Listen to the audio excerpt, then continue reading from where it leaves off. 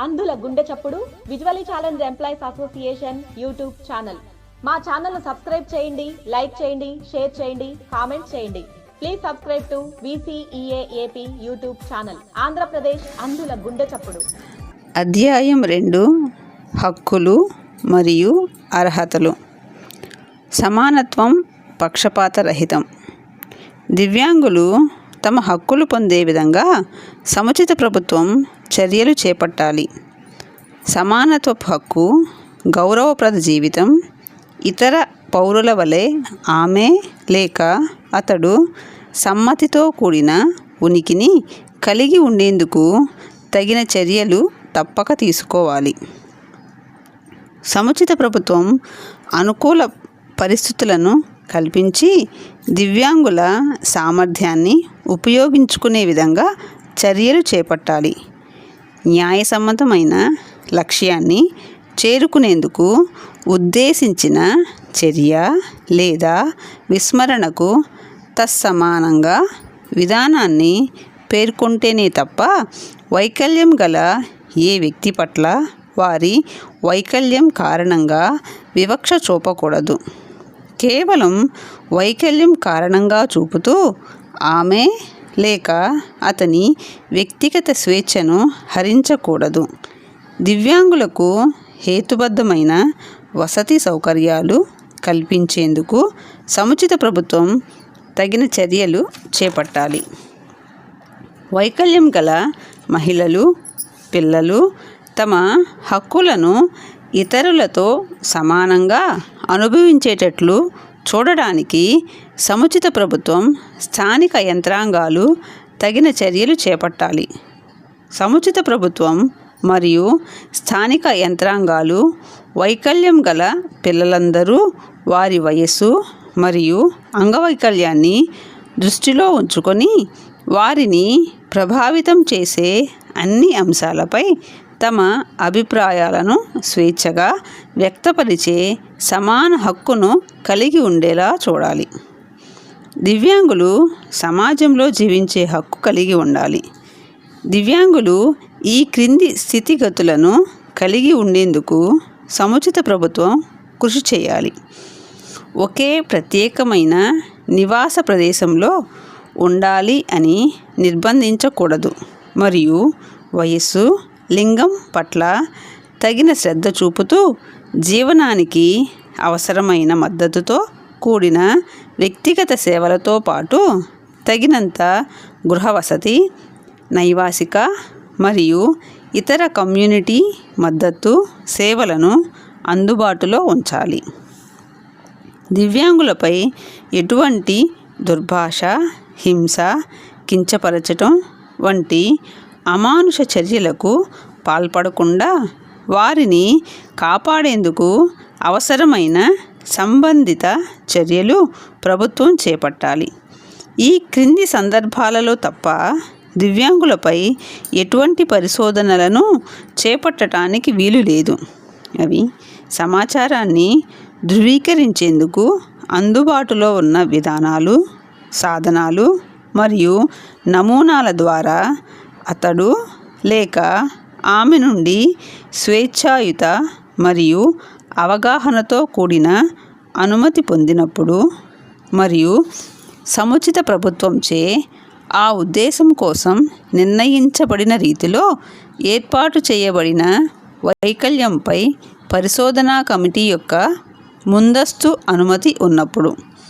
ఈ కమిటీలో 2వ విభాగంలోని జెడ్ ఖండంలో నిర్వచించిన విధంగా సభ్యులలో సగం మంది స్వయంగా దివ్యాంగులు అయి ఉండాలి లేదా నమోదైన సంస్థ సభ్యులై కానీ ఉండాలి. దివ్యాంగులను అన్ని రూపాలలో గల దుర్భాష, హింస, దోపిడీల నుండి రక్షించేందుకు సముచిత ప్రభుత్వం తగిన చర్యలు తీసుకోవాలి. దుర్భాష, హింస, దోపిడీ సంఘటనలను గుర్తించి వాటిపై న్యాయపరమైన పరిష్కారాలను అందించాలి. అటువంటి సంఘటనలు జరగకుండా చర్యలు తీసుకోవాలి. వాటిని నివేదించడానికి తగిన కార్య విధానాన్ని నిర్ధారించాలి. అటువంటి సంఘటనలకు గురైన బాధితులను కాపాడేందుకు, సంరక్షించేందుకు, పునరావాసం కల్పించేందుకు చర్యలు తీసుకోవాలి.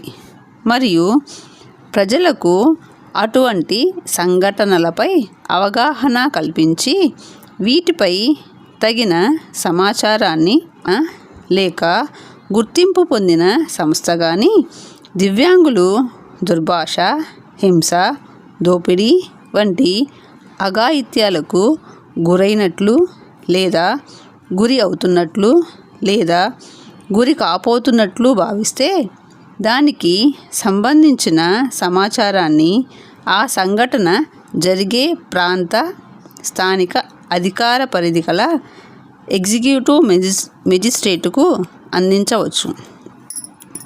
అట్టి సమాచారం అందిన మీదట ఎగ్జిక్యూటివ్ మెజిస్ట్రేట్ ఆయా సందర్భాన్ని బట్టి అటువంటి అఘాయిత్యాలను ఆపేందుకు లేదా నివారించేందుకు తక్షణ చర్యలు తీసుకోవాలి లేదా దివ్యాంగునికి రక్షణ కల్పించడం కోసం ఆయన సముచితమని భావించినట్టి ఉత్తర్వులను జారీ చేయాలి. ఇందులో బాధితుల్ని అట్టి చర్య నుండి కాపాడేందుకు పోలీసులకు కానీ దివ్యాంగుల కోసం పనిచేస్తున్న సంస్థలకు కానీ వారి సంరక్షణ, పునరావాసం కల్పించే నిమిత్తం తగిన అధికారాలను ఇవ్వడం. దివ్యాంగుడు కోరితే ఆ వ్యక్తికి తగిన సంరక్షణను కల్పించడం కోసం అట్టి దివ్యాంగునికి అవసరమైన సదుపాయాలను కల్పించడం కోసం ఉత్తర్వులు జారీ చేయవచ్చును. దివ్యాంగునిపై దుర్భాష, హింస, దోపిడీ వంటి అఘాయిత్యం జరుగుతుందన్న ఫిర్యాదు లేక సమాచారం అందుకున్న ఎవరైనా పోలీస్ అధికారి ఆ బాధిత వ్యక్తికి ఈ క్రింది విషయాలు తెలపాలి. 2వ ఉపవిభాగం ప్రకారం అతడు లేక ఆమె తనకు రక్షణ కల్పించాలని కోరే హక్కు గురించి మరియు సహాయాన్ని అందించేందుకు అధికార పరిధి గల ఎగ్జిక్యూటివ్ మెజిస్ట్రేట్ వివరాలు. దివ్యాంగుల పునరావాసం కోసం పనిచేస్తున్న సమీపంలో గల వ్యవస్థ లేదా సంస్థ గురించిన వివరాలు.